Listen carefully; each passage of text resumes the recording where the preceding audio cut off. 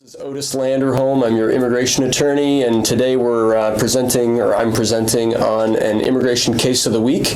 The case for this week is the case of A'Leary versus Sessions, and it's a brand new case, hot off the press. It was decided last week by the Ninth Circuit Court of Appeals. The actual date was March 24th of 2017. So what we're talking about in this case is what they call a 212H waiver. And remember, certain things, certain acts can make you inadmissible or ineligible for a visa or a green card in the United States. And then there are certain waivers that can forgive those acts. So a 212H waiver, remember, can waive certain grounds of inadmissibility that are caused by crimes. Okay? So in this particular case, Mr. A'Leary is from Nigeria, and he married a U.S. citizen, entered the country on a conditional permanent resident, got his conditional green card. The conditions mean that he had to file Form I-751 in order to stay in the United States, in order to maintain his green card. The interesting thing, though, is that he failed to do that.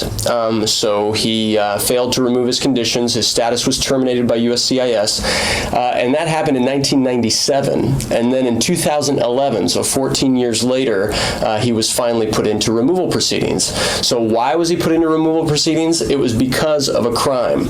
He committed a crime in 2009. He was actually convicted of rape of a 19-year-old woman with a mental capacity of a 13-year-old girl. All right? So bad crime. Don't do that, right? That was considered to be what they call an aggravated felony under immigration law, and so that put him into the proceedings, right?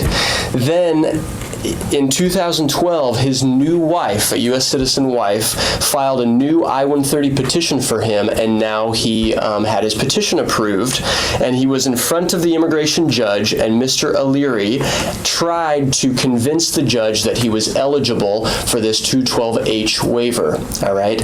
So the IJ, the immigration judge, said, no, an aggravated felony bars you from being eligible for a 212H waiver. Why? Because you were admitted for lawful permanent residence.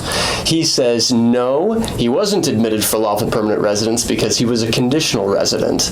The IJ says forget about it, and so Mr. A'Leary appealed. So then the question is, does the aggravated felony bar, which is a bar that only applies to permanent residents, people who are quote-unquote lawfully admitted for permanent residence, does that apply also to people who were admitted as conditional permanent residents?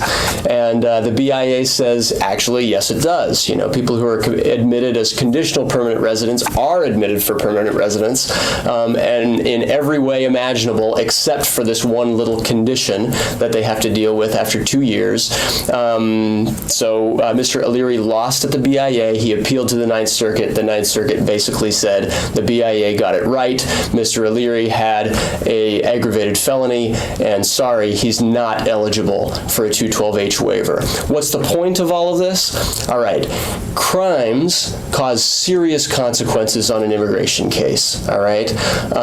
There are certain waivers, including the 212H waiver, that can be applied for in certain instances, but they are incredibly complex. You will want a lawyer to help you through that process.